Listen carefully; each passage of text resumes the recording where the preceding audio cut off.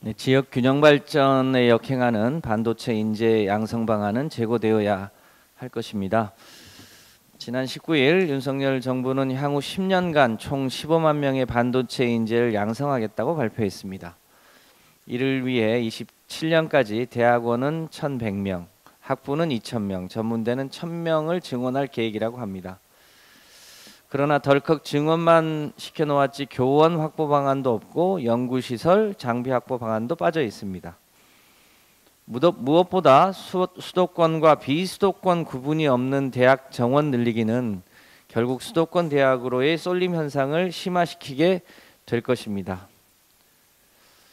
몇 년 전부터 학령 인구의 감소에 따라서 지방 대학들은 벚꽃 피는 순서로 문을 닫을 수밖에 없다고 걱정을 태산같이 하고 있습니다. 그런데 정부는 사실상 수도권 대학 학생 몰아주기에 나서고 있어서 이제는 꽃피는 순서도 없이 지방대는 동시다발적으로 문을 닫아야 할 상황에 내몰리고 있습니다. 지방대 소멸 위기는 대학만이 아닌 지방 소멸이라는 국가 불균형 위기로 귀결될 수밖에 없습니다.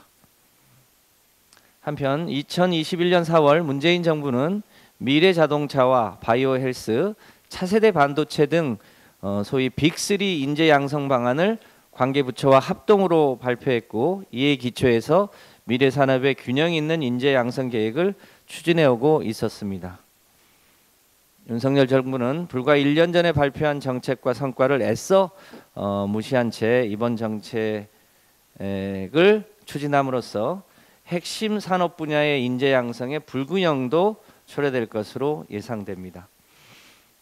윤석열 정부는 반도체 인재 양성 방안이 지방대를 포함한 지역의 균형 발전에 기여할 수 있도록 이번에 졸속적인 반도체 인재 양성 방안을 재검토해 줄 것을 엄중히 촉구합니다.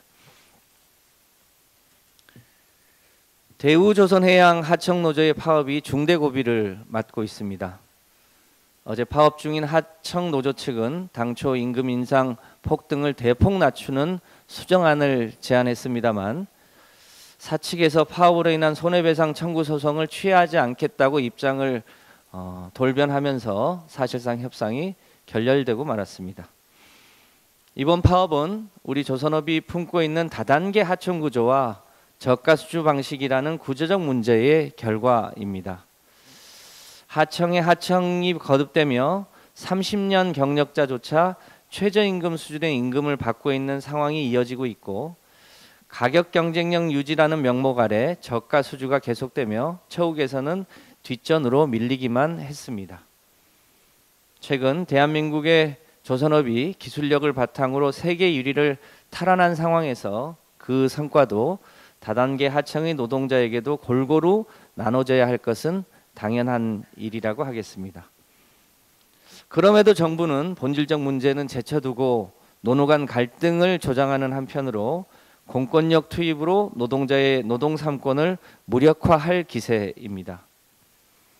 무엇보다 폭력적 진압으로 제2 용산 사태, 제2 쌍용차 사태와 같은 불행한 일이 반복되어서는 안 될 것입니다.